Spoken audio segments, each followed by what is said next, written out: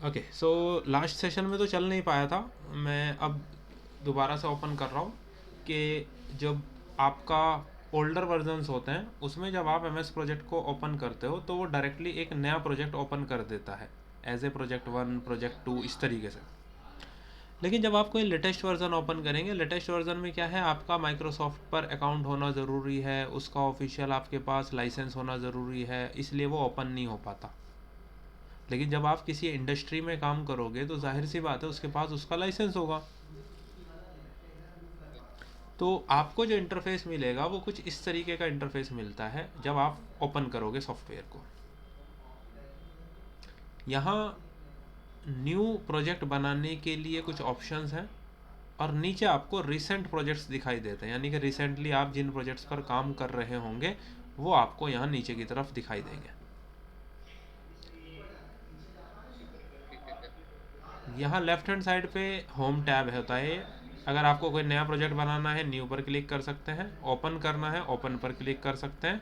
अगर आप इन्फो पर जाते हैं तो वही आपको ऑप्शंस आते हैं मैनेज अकाउंट मैनेज करने के लिए, क्योंकि ये तो वेब के ऊपर है। मैनेज अकाउंट्स में जाएंगे तो उसमें कौन कौन से अकाउंट्स हैं, क्या क्या आप ऐड करना चाहते हैं, मल्टीपल अकाउंट्स को आपको यहाँ ऐड करना पड़ता है।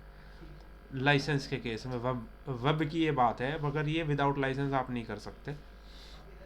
अभी हम अपने वापस मेन टैब पर आ जाते हैं, होम टैब। लास्ट टाइम भी हमने देखा था कि कोई भी एक नया प्रोजेक्ट स्टार्ट करना हो या उससे पहले हमें सेटिंग्स करनी हो तो सबसे लास्ट में देखो नीचे लेफ्ट हैंड साइड पर ऑप्शंस होता है एक। आप जब ऑप्शंस पर क्लिक करते हैं तो आपके सामने कुछ सेटिंग्स ओपन हो जाती हैं। अभी तक मैंने कोई नया प्रोजेक्ट स्टार्ट नहीं किया पहले, क्योंकि मैं सेटिंग्स को करना चाहता हूँ। जैसे जब आप ओपन करें किसी भी प्रोजेक्ट को तो वो कहाँ ओपन हो, डिफ़ॉल्ट व्यू उसका क्या आए। यानी कि जैसे ही प्रोजेक्ट ओपन होगा तो डिफ़ॉल्ट व्यू कौन सा होगा, उसका गैंट चार्ट।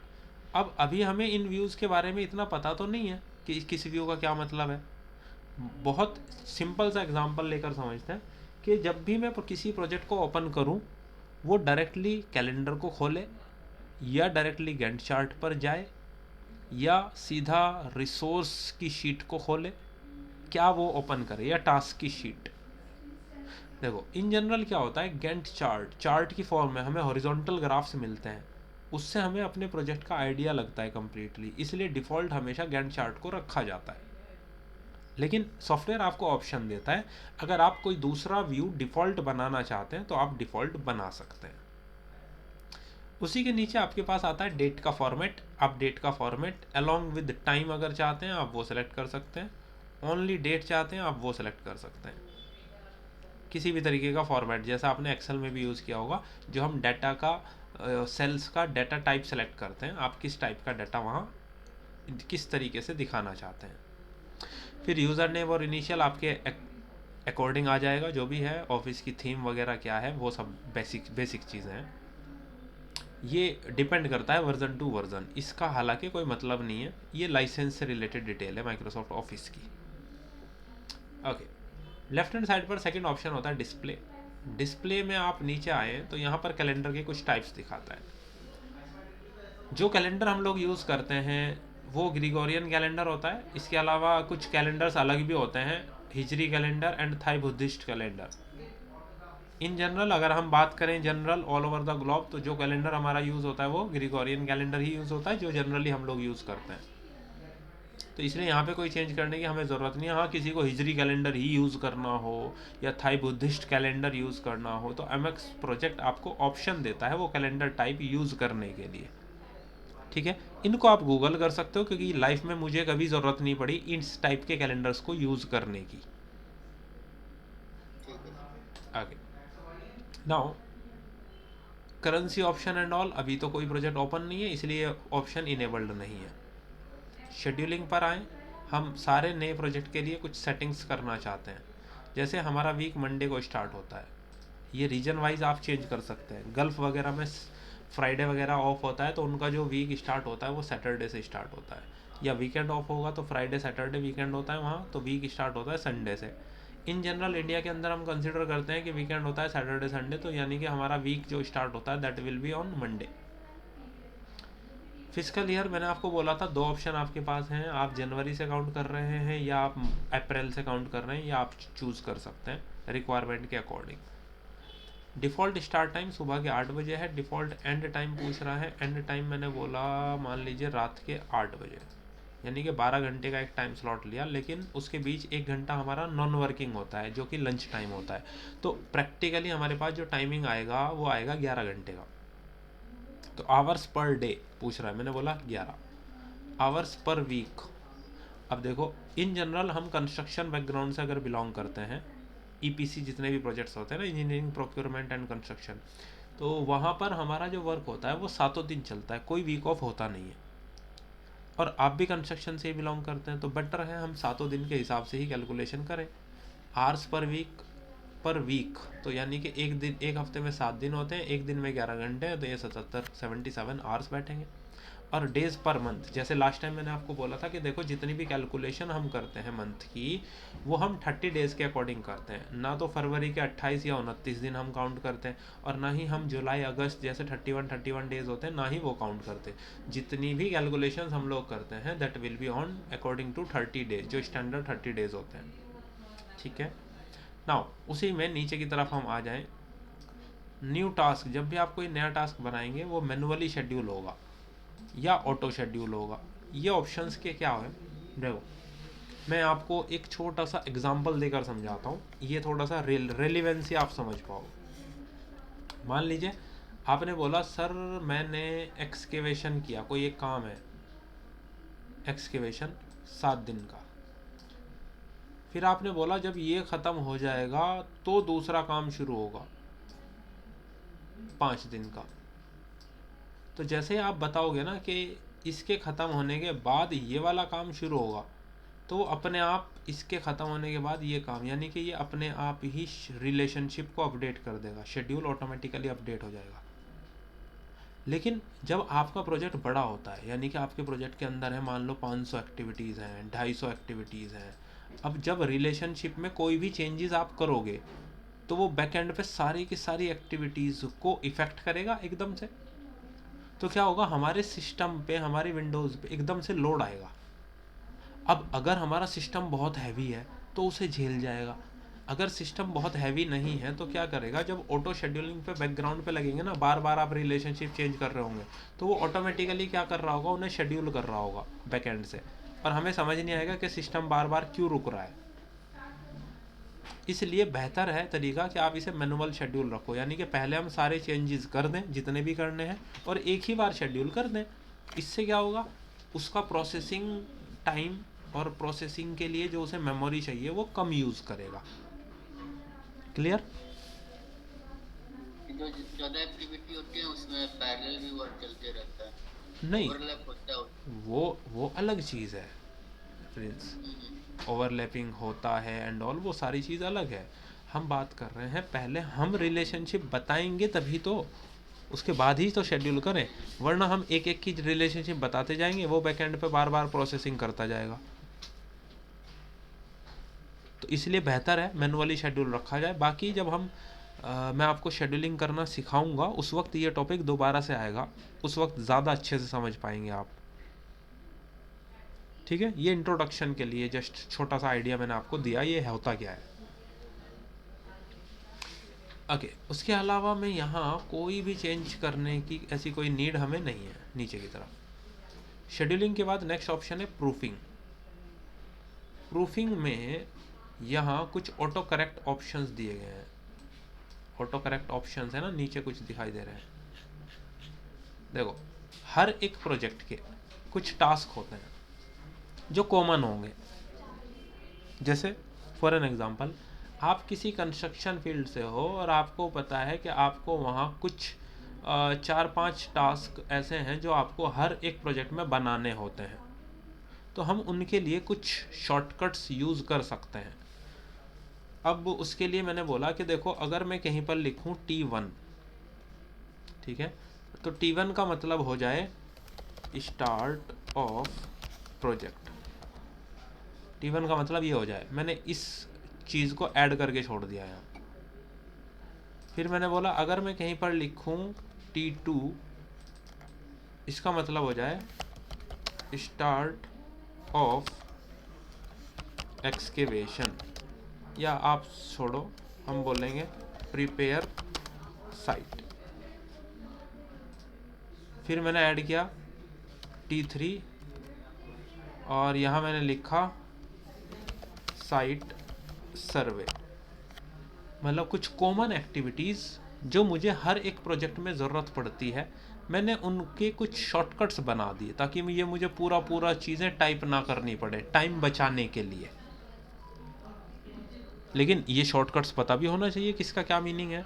तो देखो ये इसके दोनों पहलू हैं कि शॉर्टकट्स याद रखना यहाँ ज़रूरी है, या आप पूरा टाइप कर लें। किस तरीके से आप रेलिवेंसी चाहते हैं, जितना लंबे टाइम आप यूज़ करोगे उतनी चीज़ें आप बेहतर समझ पाएंगे। फ़िलहाल मैंने वो सेट करके छोड़ दिया। नीचे की तरफ आए, सेव।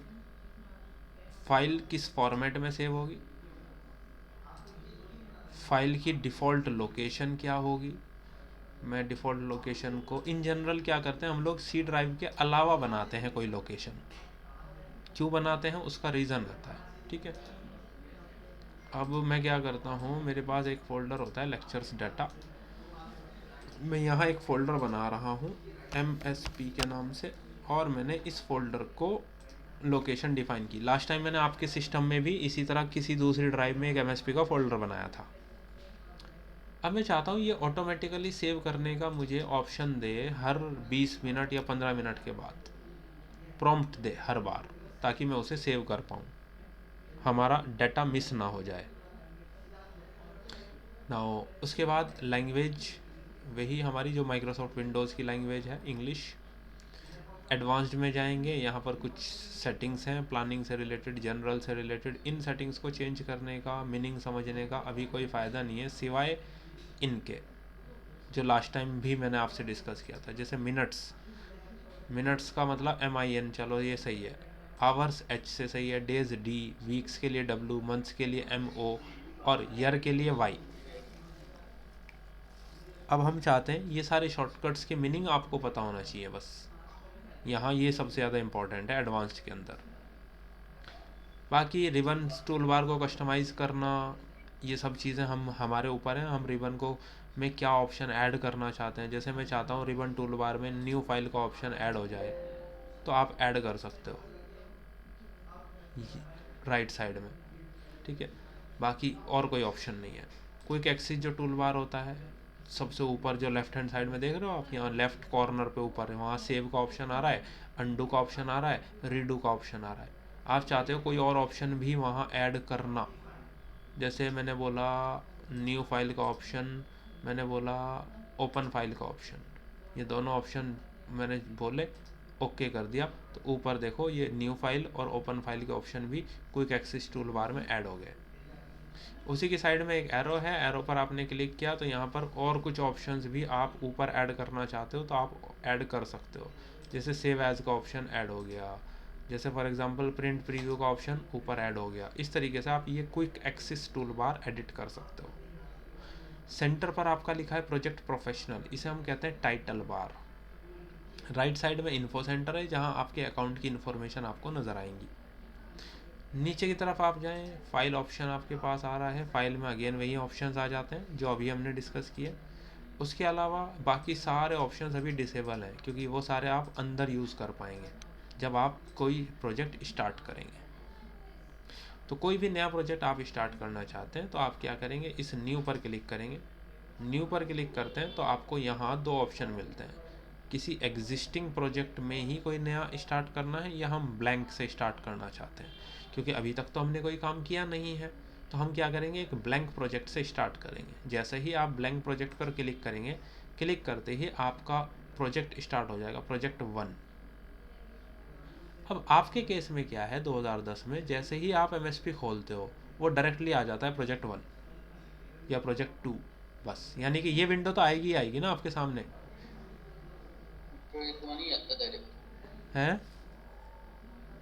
प्रोजेक्ट 1 ही आ रहा है, विंडो जो आप दिखा रहे हैं ना, ये वाला विंडो आ रहा है। हाँ मैं वही कह रहा हूँ, जब भी आप ओपन करोगे यही विंडो आपके सामने आएगी। लेकिन अगर आप फाइल में जाओ, फाइल में जाके आपको ये ऑप्शंस मिल जाएगा। उसमें कोई दिक्कत नहीं है, किसी भी वर्जन में आप चेक कर लेना, ये फाइल में ऑप्शंस की जो सेटिंग है वो सारी वहीं मिलेंगी आपको।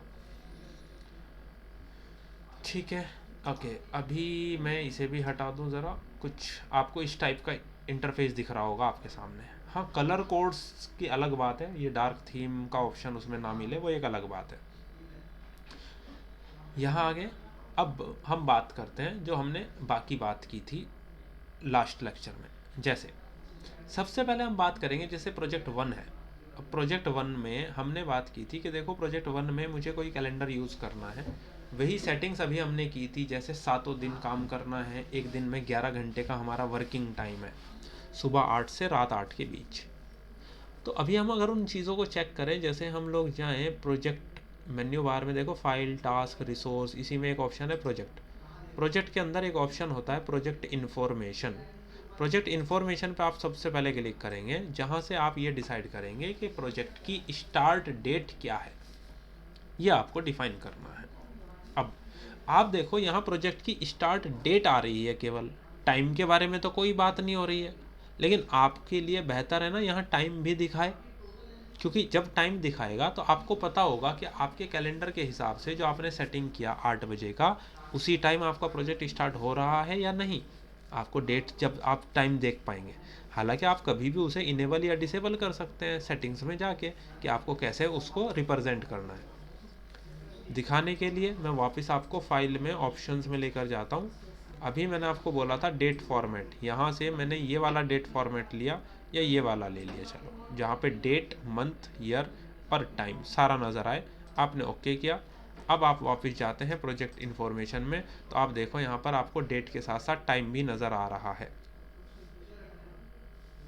नाउ मैंने बोला मेरा प्रोजेक्ट स्टार्ट होगा 30 दिसंबर से सुबह 8 बजे से, ये मेरे प्रोजेक्ट की स्टार्ट डेट है।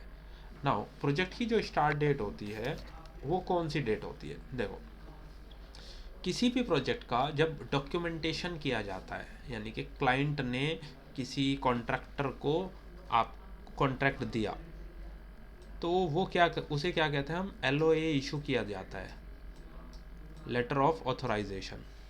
अब मान लीजिए लेटर ऑफ ऑथराइजेशन की जो डेट है वो है 23 दिसंबर 2024। तो हमें ये कन्फ्यूज़न होता है, हम इसी डेट से प्रोजेक्ट को स्टार्ट मानते हैं, लेकिन ये डेट प्रोजेक्ट की स्टार्टिंग डेट नहीं होती। नहीं होती। इसी लेटर के अंदर कुछ एक पॉइंट ऐड कर दिया जाता है, या इसके एक हफ्ते के बाद आपको एक लेटर इशू किया जाता है, दैट इज़ कॉल्ड NTP। ध्यान रखना, मैंने ये बोला कई बार ऐसा होता है LOA के अंदर ही डेट मेंशन कर दी जाती है, एक लाइन लिख करके कि NTP डेट आपकी ये रहेगी। और कुछ क्लाइंट्स ऐसा करते हैं कि NTP का लेटर अलग से इशू करते हैं। जनरली जो स्टैंडर्ड टाइमिंग्स होते हैं इनके, वो 1 वीक या मैक्सिमम 15 डेज़ के बीच के होते हैं, यानी कि LOA के 8 दिन के बाद। EPC में LOA मिलने के बाद ही एग्रीमेंट साइन होता है, फिर उसके बाद हाँ, मैं वही चीज़ बोल रहा हूँ कि देखो LOA तो आपको मिल जाएगा, उसके 1 वीक या 15 डेज़, ये टेंटेटिवली है, company to company standard, client to client ये चीज़ें बदल सकती हैं। कई बार आपको 8 दिन 7 दिन का गैप मिलता है, कई बार आपको 15 दिन का गैप मिलता है। अब फॉर एन एग्जांपल हमने बोला एज ए ट्रायल, हमने मान लिया 23 तारीख का हमारा LOA है और हमारा जो NTP का डेट है वो है 30 दिसंबर 2024। तो हमारा प्रैक्टिकली प्रोजेक्ट का जो स्टार्टिंग डेट काउंट होगा, स्टार्ट टाइम काउंट होगा, वो NTP की डेट से होगा। मेन मुद्दा ये है बताने का, इसलिए हमने क्या लिया है यहाँ पर 30 दिसंबर। एक सेकेंड, प्रोजेक्ट कहाँ है, ये रहा, 30 दिसंबर हमने स्टार्टिंग डेट ले लिया। टाइम हमारा कैलेंडर के वर्किंग के हिसाब से सुबह 8 बजे का आना चाहिए, वही आ रहा है फिलहाल। शेड्यूल कब से करना है, जाहिर सी बात है प्रोजेक्ट की स्टार्ट डेट से ही शेड्यूल करेंगे, तभी तो हमें पता चलता रहेगा ना डेट के हिसाब से कितना टाइम पीरियड आ रहा है प्रोजेक्ट का। यहाँ पर एक कैलेंडर का ऑप्शन है। कैलेंडर में फ़िलहाल 3 डिफ़ॉल्ट स्टैंडर्ड्स होते हैं, जैसे 24 घंटा, नाइट शिफ्ट और स्टैंडर्ड, ये 3 डिफ़ॉल्ट होते हैं। हालांकि आपको यहाँ एक 10 घंटा 7 दिन मैंने ये बना रखा है अपने आप, ये दिख रहा है, लेकिन ये आपको नहीं दिखेगा फर्स्ट टाइम जब आप पहली बार ओपन करोगे। आपको 3 ही ऑप्शन आएंगे, 24 आवर्स, नाइट शिफ्ट, स्टैंडर्ड। अभी हमें कैलेंडर जो चाहिए 11 घंटे वाला, वो यहाँ है नहीं, तो हमें सबसे पहले यही चीज़ सीखनी है कि हम कैलेंडर कैसे बनाते हैं और उस कैलेंडर को डिफ़ॉल्ट कैसे बनाएं, ताकि वो ऑप्शन हर बाकी आने वाले प्रोजेक्ट्स में भी ड्रॉप डाउन में ही दिखाई दे। तो हम पहले इसको ओके कर देते हैं और अब सीधे जाते हैं चेंज वर्किंग टाइम। आपको कोई कैलेंडर चेक करना है, किसी कैलेंडर की डिटेल क्या है, या आपको कोई नया कैलेंडर बनाना है, उसके लिए आपको जाना होता है चेंज वर्किंग टाइम के अंदर। आप चेंज वर्किंग टाइम पर क्लिक करेंगे, क्लिक करते ही आपके सामने एक विंडो ओपन हो जाएगा चेंज वर्किंग टाइम, और वहाँ आपको डिफ़ॉल्ट कैलेंडर्स नज़र आएंगे। मैंने बोला 3 नज़र आएंगे, चौथा मैंने डिफ़ॉल्ट बना रखा है जो है 10 घंटे 7 दिन, ये वाला। लेकिन फ़िलहाल जो हमारी कंडीशन है, हम उस कंडीशन की बात करते हैं कि हम क्या बनाने जा रहे हैं। ओके, हमारी कंडीशन जो है वो ये है कि हमें 11 आवर्स पर डे का कैलेंडर बनाना है। हम 7 डेज़ पर वीक काम कर रहे हैं, और ये जो 11 घंटे हैं ये हैं सुबह 8 बजे से दोपहर के 1 बजे तक, फिर दोपहर के 2 बजे से रात के 8 बजे तक। ये हमारे क्या है, वर्किंग टाइम है। तो इसका मतलब क्या हुआ, इन दोनों के इन बिटवीन जो टाइम है दैट इज़ 13 to 14, ये हमारा क्या है, नॉन वर्किंग टाइम। हमने बोला ये है लंच ब्रेक, यानी कि इस टाइम पे प्रोजेक्ट पे काम नहीं होगा। अब एक चीज़ होती है, जब आप किसी कंपनी को ज्वाइन करते हो, आपको ऑफर लेटर मिलता है, आपका वहाँ लिखा होता है, मान लीजिए 9 घंटे आपको पर डे वहाँ काम करना है, तो आपको आधा घंटे का लंच टाइम भी दिया जाता है उसी में। तो वो यानी कि वर्किंग आवर्स कितने बचे, 8:30, लेकिन काउंट कितने किए जाते हैं, 9 घंटे टोटल। लेकिन प्रोजेक्ट मैनेजमेंट की टर्म्स में आपका वही टाइम वर्किंग में काउंट होता है जिस टाइम में आप प्रोजेक्ट पर काम कर रहे होंगे। अगर आपने कोई ब्रेक लिया है तो that is called non working time. Clear इतना? अब पर डे हमने बोला 11 घंटे है, तो इसका मतलब हो जाएगा वीक के अंदर 77 आवर्स पर वीक। फिर बात आएगी एक महीने में आप कितने दिन काम कर रहे हैं, तो मैंने क्या बोला, स्टैंडर्ड हम हमेशा क्या रखते हैं, 30 डेज पर मंथ, MO से मंथ रिप्रेजेंट होगा। उसके बाद बात आएगी हॉलीडेज की। हॉलीडेज भी तो मार्क करने होते हैं। अब हॉलीडेज का एग्जांपल ले लेते हैं कि हमें कौन से मार्क करने हैं। मान लो प्रोजेक्ट है 3 साल का, तो 26 जनवरी 2025 से 2027 तक ये ऑफ करना है हमें 15 अगस्त 25 से 27 ऑफ करना है, हमें 2 अक्टूबर 2025 से 2027 का ऑफ करना है। ठीक है, ये एग्जांपल हमने ले लिया। और एक कुछ अलग अलग डेट वाला ले लेते हैं, जैसे हमें मान लो दीपावली की बात करते हैं, दिवाली 2025, 2026, 2027, ये 3 डेट्स भी हमें ऑफ करनी है। ठीक है, इतनी हॉलीडेज बहुत हैं या और भी कुछ लेने हैं एग्जांपल के लिए? ठीक है सर। ठीक है, इतने में तो आपका डाउट भी क्लियर हो जाएगा। जी जी। ओके, अब बात करें, देखो दिवाली 2025 की अगर, तो वो आ रही है अराउंड 18 अक्टूबर की। अगर दिवाली 2026 की हम बात करें, वो आ रही है अराउंड, देखो डेट ऊपर नीचे हो सकती है एक आधी, वो आप क्रॉस चेक कर लेना, बस हम एग्जांपल के लिए समझ रहे हैं कि मार्क करेंगे कैसे। 2027 की बैठ रही है अराउंड 27 अक्टूबर, जो भी गूगल पे पहली डेट दिखा रहा है मैंने वही पिक कर ली बस एज एग्जांपल। 6 नवंबर। ओके, अब चलते हैं जी अपने प्रोजेक्ट पर। कोई भी नया कैलेंडर बनाने का तरीका ये होता है कि आप अपने स्टैंडर्ड वाले कैलेंडर को सेलेक्ट करो या किसी भी कैलेंडर को, मैटर नहीं करता, क्योंकि आपको नया एक कैलेंडर बनाना होता है। तो आप यहाँ क्लिक करते हो क्रिएट न्यू कैलेंडर। अब देखो कोई भी कैलेंडर जब आपको क्रिएट करना होता है तो वो आप ज़ीरो से नहीं बनाते।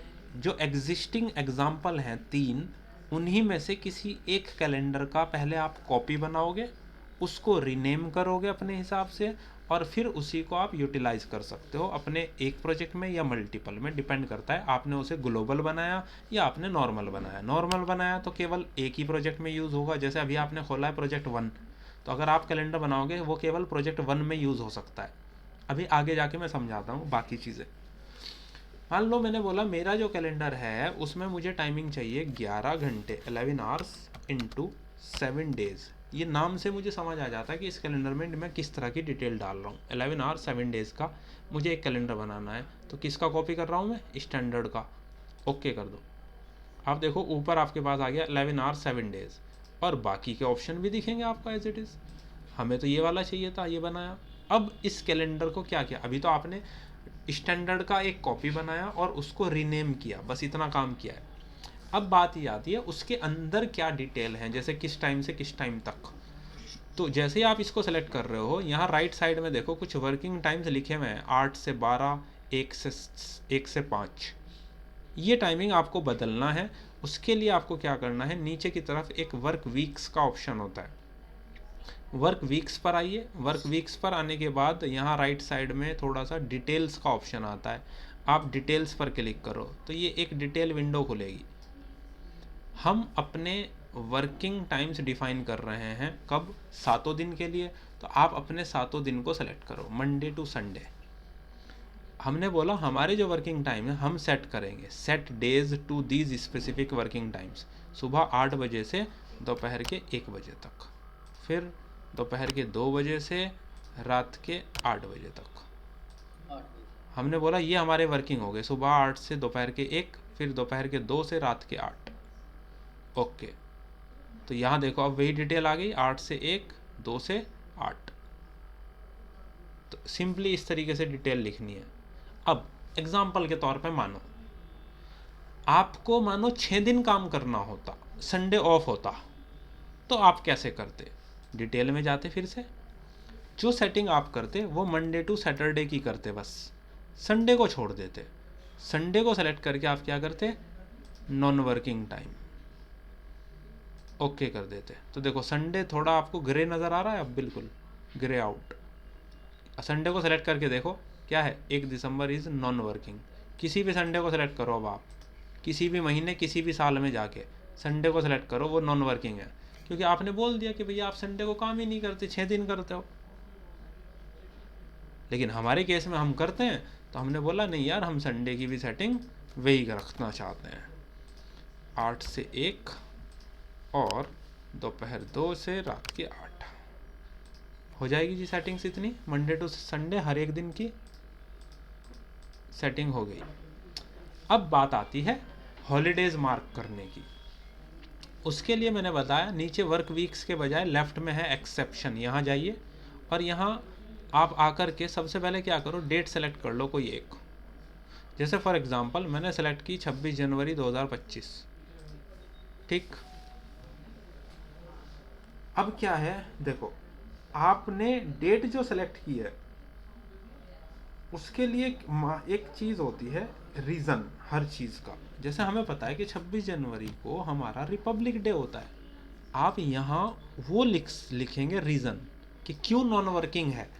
आपने बोला भैया हमारा रिपब्लिक डे होता है।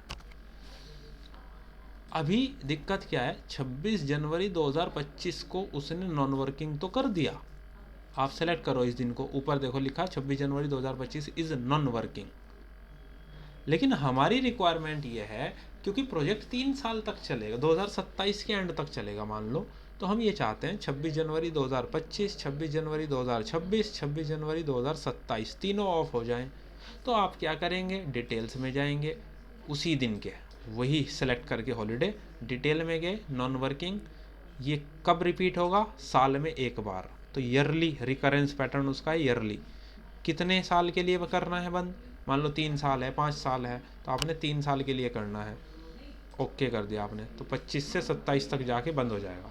तो 26 जनवरी 2025 की, 26 की और 27 की तीनों नॉन वर्किंग हो गए। आपने फिर से ऐड किया एक और, क्या बोला मैंने, पहले डेट को सेलेक्ट कर लो। अब मान लो आप जाते हो सीधे 15 अगस्त को, ठीक है जी, इतनी बात समझ में आ गई?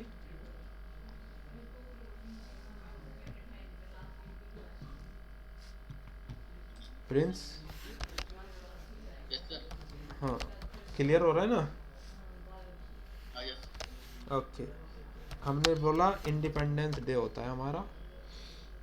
अगेन डिटेल में गए और मैंने इसको भी ईयरली रिपीट कर दिया। मान लो इसको मैंने 5 साल तक रिपीट कर दिया फॉर एग्जांपल के लिए, तो ये 29 तक ऑफ हो जाएगा। अब बात करते हैं गांधी जयंती। हमने ये भी बोला था अगर आपने पहले डेट लिख दी तो वो पिछले वाली डेट को उठा लेता है, आपको चेंज करनी पड़ेगी।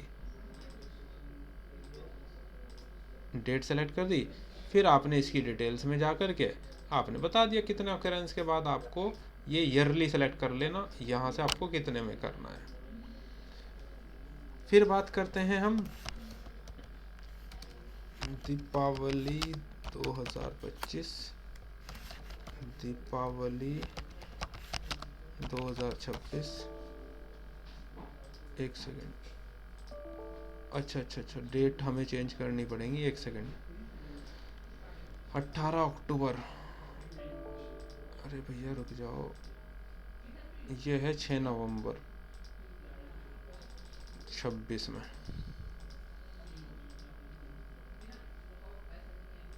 और 25 में था 18 अक्टूबर।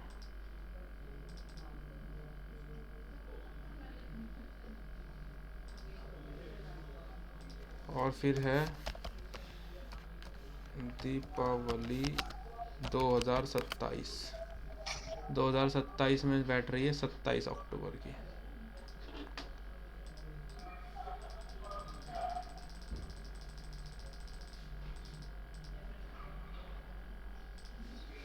इस तरीके से आप अलग अलग डेट वाले हॉलीडेज को मार्क कर दोगे। हो गए हैं सब?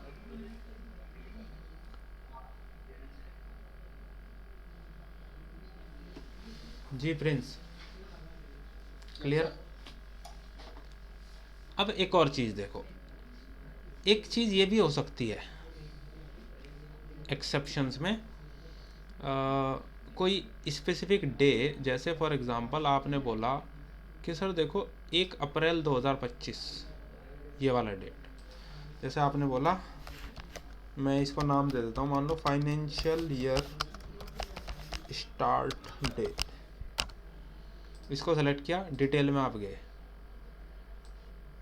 अब आप क्या चाहते हो, इस दिन हॉलीडे नहीं है, आपको हॉलीडे नहीं रखना, लेकिन इस दिन के जो वर्किंग टाइम है वो ऐसे हैं कि आप इसमें बस सेकेंड हाफ में काम करते हो, लंच से पहले वाले टाइम में काम ही नहीं करते, ये भी एक्सेप्शन में आएगा। देखो रेगुलर टाइम, यानी कि रेगुलर टाइम क्या है आपका, सुबह 8 से रात के 8 के बीच, लेकिन अगर इससे अलग हट के किसी दिन आप कोई अलग आवर्स में काम करोगे, वो चीज़ भी एक्सेप्शंस कहलाती है। हमने बोला कि देखो फाइनेंशियल ईयर स्टार्ट होता है, ईयरली ये भी रिपीट होगा अगले 3 साल के लिए, लेकिन हर एक साल में जो 1 अप्रैल को हमारा वर्किंग टाइम रहेगा वो केवल और केवल सेकेंड हाफ में रहेगा। यानी कि हमने इसको डिलीट किया और हमने बोला दोपहर 2 बजे से रात के 8 बजे तक, बस ये वाले टाइमिंग पे हम काम करेंगे, तो ये भी क्या होगा, एक्सेप्शन। देखो ये थोड़ा ब्लू कलर से दिखाई दे रहा है, यानी कि है तो वर्किंग डे लेकिन टाइमिंग अलग है, देखो 2 से 8, बाकी दिन कोई दिक्कत नहीं है। और जो हॉलीडेज़ हैं उनका डे देखो, उन पे थोड़ा सा आपको ये ब्लैकिश नज़र आ रहा है, उस पर ये नॉन वर्किंग है। फ़र्क समझ में आ गया? सारी सेटिंग्स कर दी, ओके कर दीजिए, आपने अपना कैलेंडर बना दिया। अब ये कैलेंडर मुझे प्रोजेक्ट 1 में यूज़ करना है, तो मैं वापस प्रोजेक्ट इन्फॉर्मेशन में जाऊंगा, प्रोजेक्ट इन्फॉर्मेशन में जाकर कैलेंडर जहाँ स्टैंडर्ड था अब मैं वहाँ दूंगा 11 आवर्स 7 डेज, सेलेक्ट किया, सेलेक्ट करके ओके कर दिया, असाइन हो गया। दूसरी चीज़, गैंट चार्ट पे ये चीज़ होती है, गैंट चार्ट राइट साइड में, लेफ्ट हैंड साइड पर है टास्क का टेबुलर डाटा, क्योंकि एक्सेल की फॉर्मेट में नज़र आ रहा है टेबुलर डाटा। ये जो गैंट चार्ट है इसमें देखो सेटर SS लिखा है ना, मैं थोड़ा इसे और जूम इन करूँ ज़रा,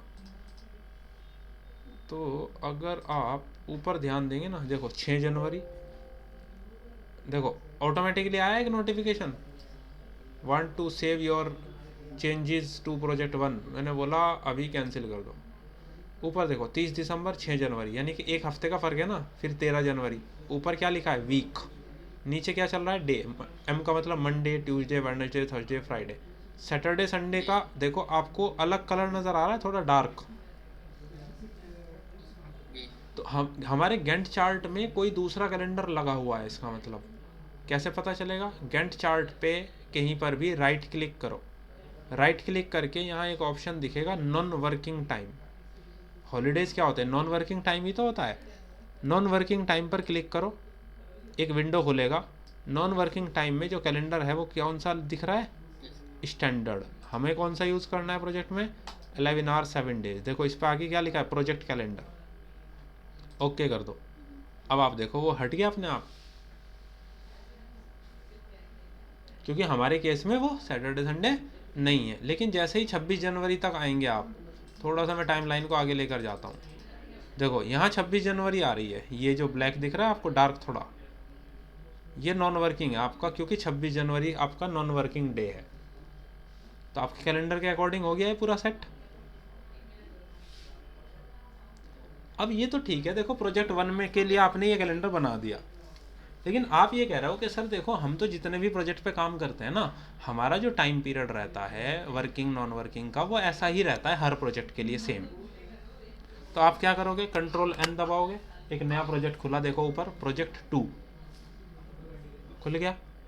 अब मैं जा रहा हूँ प्रोजेक्ट इन्फॉर्मेशन, कैलेंडर पे जा रहा हूँ। यहाँ मुझे वो 11 घंटे 7 दिन वाला क्या कैलेंडर नज़र आ रहा है? नहीं आ रहा। रीज़न क्या है? वो प्रोजेक्ट कैलेंडर है। प्रोजेक्ट कैलेंडर केवल एक ही प्रोजेक्ट में यूज़ होता है, जिसके लिए बनाया जाता है। प्रोजेक्ट 1 में बनाया तो प्रोजेक्ट 1 में ही यूज़ होगा। अगर मुझे उसे मल्टीपल प्रोजेक्ट में यूज़ करना है, जैसे ये प्रोजेक्ट 2 है, मैं इसे वापस से अब क्या कर रहा हूँ? बंद कर रहा हूँ। प्रोजेक्ट 1 पर मैं वापस आ गया। अब मैं ये चाहता हूँ जो प्रोजेक्ट 1 में मैंने प्रोजेक्ट कैलेंडर बनाया 11 घंटे 7 दिन वाला, वो मैं ग्लोबल प्रोजेक्ट में ग्लोबल कैलेंडर में कन्वर्ट कर दूँ। उससे फ़ायदा ये होगा कि मैं वो कैलेंडर फिर मल्टीपल प्रोजेक्ट में यूज़ कर पाऊँगा। अब बात ये आती है वो करते कैसे हैं। आप वापस जाइए फाइल के अंदर आप वापस जाएंगे, यहाँ एक ऑप्शन है इन्फो के अंदर आपके पास एक ऑप्शन आता है ऑर्गेनाइज़र। ये आपको भी मिलेगा, परेशान मत हो, ये आपके सिस्टम में भी है। आप ऑर्गेनाइज़र पे क्लिक करो तो आपका एक छोटा सा विंडो खुला। इस विंडो में एक कैलेंडर्स का ऑप्शन है, कैलेंडर्स पे क्लिक करो। लेफ्ट हैंड साइड पे लिखो प्रोजेक्ट 1 वाला ऑप्शन सेलेक्ट करो, और राइट हैंड साइड में ग्लोबल सेलेक्ट कर लो। ये 11 आवर्स 7 डेज़ का जो ऑप्शन है इसे सेलेक्ट करो और कॉपी कर दो। अब क्या हुआ? प्रोजेक्ट 1 से ये डाटा कॉपी होकर ग्लोबल में आ गया। अब आप इस ऑप्शन को क्लोज कर दो, विंडो को बैक आ जाओ। ये प्रोजेक्ट 1 है। अब Ctrl+N दबाओ, देखो प्रोजेक्ट 3 खुला। आप प्रोजेक्ट इन्फॉर्मेशन में जाओ, कैलेंडर में जाओ, देखो 11 घंटे 7 दिन आ गया ऑप्शन।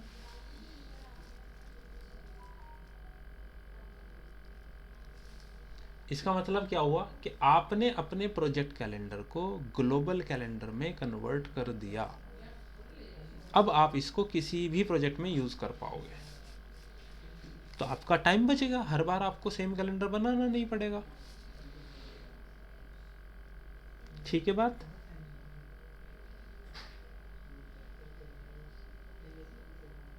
एक कॉल उठाना था, मैं रिसीव करके तुम। ठीक है।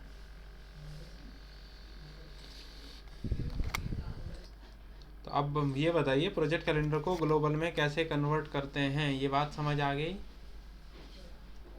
ऐसा नहीं। तो अब आप मल्टीपल प्रोजेक्ट्स के लिए कैलेंडर बना सकते हो, मत मीन्स आप ग्लोबल कैलेंडर क्रिएट कर सकते हैं। ठीक है। सर एक बार जो जो वीडियो आपने रिकॉर्ड किया वो दे दीजिए मुझे व्हाट्सएप पे, मैं रात में